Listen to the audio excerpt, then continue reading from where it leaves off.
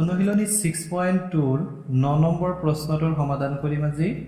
তো 9 নম্বৰ প্ৰশ্নত আছে ABCD ট্ৰেপেজিয়ামৰ AB সমান্তৰাল DC আৰু ইয়াৰ কৰ্ণ দুডাল পৰস্পৰ O বিন্দুত ছেদিত হয়। তো দেখুৱা যে AO by BO equal to CO by DO। তো প্ৰশ্নটোত যেহেতু আমাৰ ছবিটো দিয়া নাই, তো আমি এইটো সমাধান কৰাৰ ক্ষেত্ৰত ছবিটো আঁকি ল'ব লাগিব। তো কেনেকৈ আঁকিম আমি, যেহেতু ABCD ট্ৰেপেজিয়াম বুলি দিয়া আছে, তো লক্ষ্য কৰিবা মই ইয়াতে আঁকি লৈছো ABCD ট্ৰেপেজিয়াম। আৰু এই ট্ৰেপেজিয়ামটোৰ ক্ষেত্ৰত কি দিয়া আছে আমাৰ AB বাহু আৰু CD বাহু সমান্তৰাল বুলি দিয়া আছে। ইয়াৰ উপৰি আমাক দিয়া আছে AC আৰু BD এই কৰ্ণ দুডালে পৰস্পৰ O বিন্দুত ছেদ কৰিছে। তো এইখিনি বস্তু দিয়া আছে। এতিয়া কথাটো হ'ল যে তোমালোকৰ এতিয়াও কিছুমানৰ ট্ৰেপেজিয়াম সম্পৰ্কে ধাৰণাটো সম্পূৰ্ণকৈ নাই। সেইকাৰণে ট্ৰেপেজিয়াম কাক কয় অলপ বুজি ল'বা। তো ট্ৰেপেজিয়াম বুলি ক'লে চাৰিটা বাহুৰে আগুৰা সমতল ক্ষেত্ৰই হ'ব, মানে চতুৰ্ভুজ হ'ব। কিন্তু চতুৰ্ভুজটো এনেকুৱা ধৰণৰ হ'ব যে ইয়াৰে যিকোনো একযোৰ বাহুহে সমান্তৰাল হয় আৰু বাকী একযোৰ বাহু কি হ'ব, অসমান্তৰাল হ'ব। এতিয়া সমান্তৰাল বাহুযোৰ আমাক দিয়া আছে যে AB আৰু CD সমান্তৰাল, আৰু ইয়াতে AD আৰু BC বাহু অসমান্তৰাল হ'ব। কাৰণ আমি যদি এক পিছফালে এনেকুৱাকে বঢ়াই দিওঁ তেতিয়াহ'লে ৰেখা দুটা কটাকটি কৰিব। তো নিশ্চয় এইখিনি বস্তু তোমালোকে বুজি পালা। মানে কি কি দিয়া আছে সেইখিনি মই লিখা ধৰণে তোমালোকে লিখি ল'বা ধুনীয়াকৈ।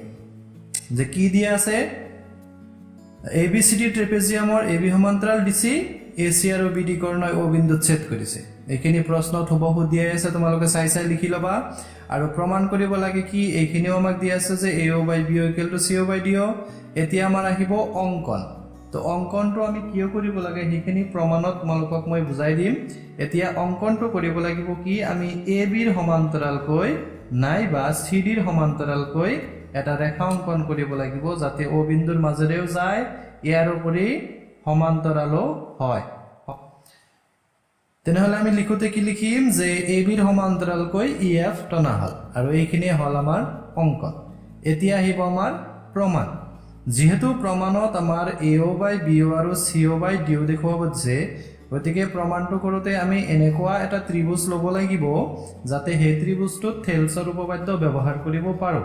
মানে থেলছৰ উপপাদ্য মতে কি আছিল, নিশ্চয় তোমালোকৰ মনত আছে যে যিকোনো এটা ত্ৰিভুজৰ ক্ষেত্ৰত কোনো এটা বাহুৰ সমান্তৰালকৈ টনা ৰেখাডালে বাকী দুটা বাহুক কি কৰে, সমান অনুপাতত ভাগ কৰে। গতিকে আমি ইয়াতে এনেকুৱা এটা ত্ৰিভুজ ল'ব লাগিব যাতে আমাৰ AO by BO বা CO by DO এনেকুৱা ধৰণৰ এটা অনুপাত পোৱা যায়, বা AO BO CO DO এইবিলাক বাহু যাতে সেই অনুপাতবিলাকত আহে সেইটো আমি লক্ষ্য ৰাখিব লাগিব। গতিকে যদি আমাৰ AO BO আহিব লাগে তেতিয়াহ'লে কিন্তু আমাৰ AO বা BOৰ দ্বাৰাই গঠিত ত্ৰিভুজটোৰ ক্ষেত্ৰত কোনো সমান্তৰাল ৰেখা নাই নে আছে?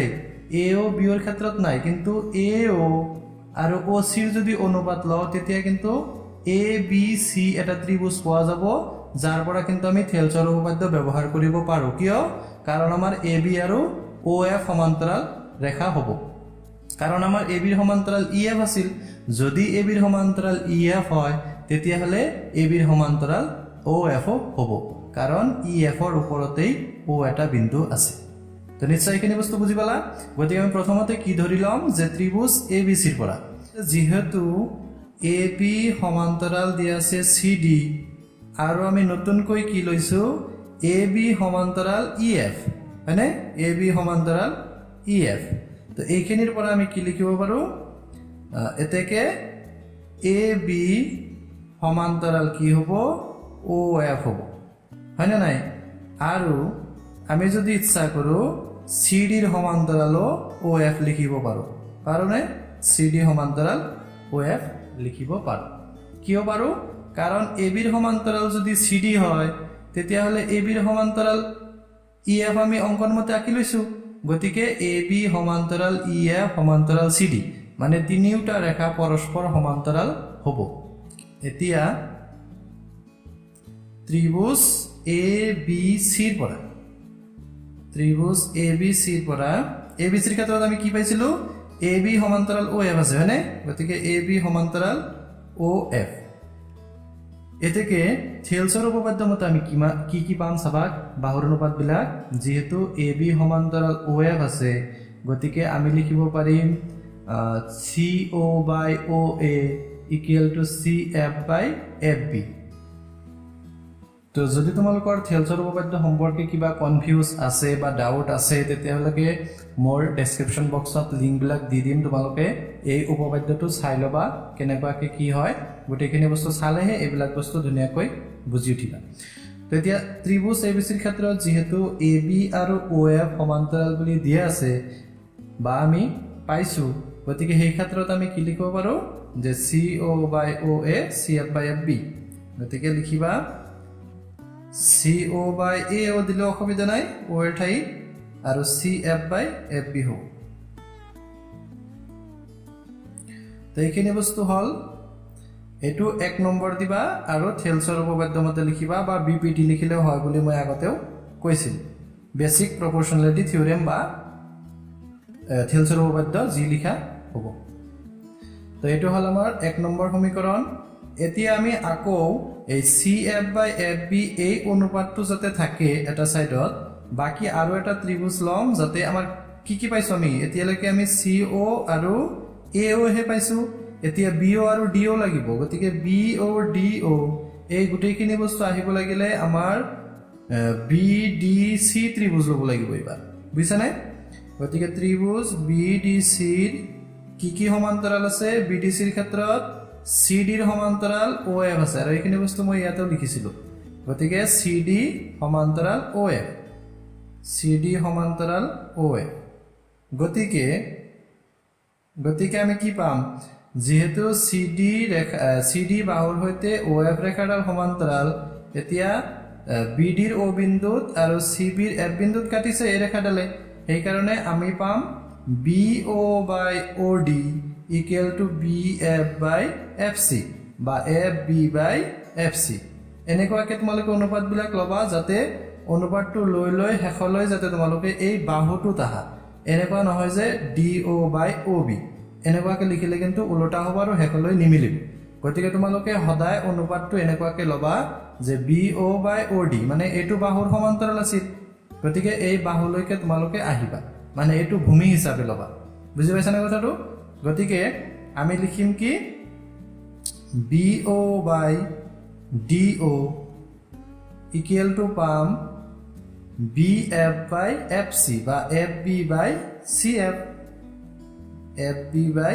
চি এফ লিখিব পাৰিম এইটো থেলছৰ উপপাদ্য মতে বা বিপিটি মতে যি লিখা এনেকুৱাকৈ লিখি দিবা আৰু এইটো দিবা 2 নম্বৰ সমীকৰণ এতিয়া চাবা এই 2 নম্বৰ সমীকৰণটোৰ অলপ কাম আছে কি কাম আছে 2 নং সমীকৰণটোক আমি 1 নং সমীকৰণৰ লগত কিছু মিলাব লাগিব মানে C F by F B আনিব লাগিব ইয়াতে তোমাৰ এফ বি আৰু চি এফ আছে অলপ বেলেগ আছে এতিয়া এফ বি টো তলত ইয়াতে চি এফ টো ওপৰত আছিল ইয়াতে এফ বি টো ওপৰত চি এফ টো তলত গতিকে আমি উলটাই দিব লাগিব তেতিয়াহ'লেহে আমাৰ ৰাইট হেণ্ড সাইডটো ইকুৱেল হ'ব বুজিছানে গতিকে আমি এইটো কি কৰিম এইফালে যদি আমি প্ৰতিক্ৰম ল'ব লাগে তেতিয়াহ'লে আমি এইফালেও প্ৰতিক্ৰম ল'ব লাগিব মানে ওপৰত ডি ও হ'ব তলত বি ও হ'ব আৰু ইয়াতে ওপৰত কিমান হ'ব চি এফ তলত হ'ব এফ বি আৰু এইটো দিবা তোমালোকে 3 নম্বৰ বুলি এইখিনি বস্তু নিশ্চয় গম পালা এতিয়া লক্ষ্য কৰিবা 1 নং আৰু 3 নং সমীকৰণত কি আছে C F by F B মানে ৰাইট হেণ্ড সাইড কি আছে ইকুৱেল আছে গতিকে যিকোনো একজোৰ সমীকৰণৰ ক্ষেত্ৰত যদি ৰাইট হেণ্ড সাইড ইকুৱেল হয় তেতিয়াহ'লে লেফট হেণ্ড সাইড ইকুৱেল হ'ব গতিকে আমি 1 আৰু 3 ৰ পৰা কি পাম যেহেতু এইখিনি ইকুৱেল গতিকে C O by A O মানে C O by A O equal to পাম D O by B O বুজি পাইছা এইখিনি বস্তু এতিয়া আমাৰ দেখুৱাব দিছিল কি এ ও বাই বি ও লাগে আমাৰ হয়নে গতিকে আমি বস্তুখিনি কি কৰিম এ ও টো ইয়াতে দিম তেতিয়া এ ও বাই বি ও হ'ব আৰু ডি ও টো ইয়াতে আনিম মানে ক্ৰছ প্ৰডাক্ট কৰিলে বা ক্ৰছ পূৰণ কৰিলে এনেকুৱাকৈ আমি ল'ব পাৰোঁ গতিকে আমি চি ওৰ তলত কি আহিব এই ডি ও টো আনিব পাৰিবা আৰু এ ও টো ইয়াতে নি বি ও টো নিজৰ জায়গাতেই ৰাখি দিবা তো এইখিনি বস্তু হ'ল এতিয়া যেহেতু আমাৰ left hand side A O by B O আছিল লেফট হেণ্ড সাইডত এইখিনি আনো আৰু right hand side C O by D O দি দিম মানে AO by BO equal to CO by DO আৰু এইখিনি বস্তুই আমাক প্ৰমাণ কৰিব দিছে